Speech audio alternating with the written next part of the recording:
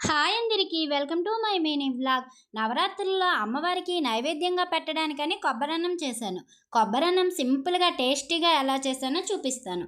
ముందుగా కుక్కర్లో ఒక గ్లాస్ రైస్ తీసుకొని రైస్ని 2 to 3 టైమ్స్ వాష్ చేసి వాటర్ పోసుకున్నాను. 2 గ్లాసెస్ 3 విజిల్స్ వేయించాను. అన్నం రెడీ అయిపోయింది. అన్నాన్ని చల్లార్చుకున్నాను. తర్వాత కొబ్బరి ముక్కల్ని మిక్సీలో వేసి కొద్దిగా తురుములాగా మిక్సీ పట్టుకున్నాను. ఇంకా తాలింపు కోసం కడాయి పెట్టి ఆయిల్ వేసా. ఆయిల్ హీట్ అయ్యాక ఆవాలు, జీలకర్ర, మినపప్పు, శనగపప్పు, పల్లీలు, జీడిపప్పు, పచ్చిమిర్చి, ఎండుమిర్చి, కరివేపాకు వేసి ఫ్రై చేసుకున్నాను. తాలింపు ఫ్రై అయ్యాక కొబ్బరి తురుముని వేసి కొద్దిగా సాల్ట్ వేసి ఫ్రై చేసుకున్నాను. కొబ్బరి బాగా ఫ్రై అయ్యాక చల్లార్చుకున్న రైస్ వేసి తాలింపులో బాగా కలిసేలా 2 to 3 మినిట్స్ కలుపుకుంటూ ఫ్రై చేసుకుని స్టవ్ ఆఫ్ చేసుకున్నా. అంతే, సూపర్ టేస్టీగా సింపుల్గా తక్కువ టైంలో అయిపోయే కొబ్బరన్నం రెడీ. మీకు నచ్చిందా? నచ్చితే లైక్ చేయండి, సబ్స్క్రైబ్ చేయండి.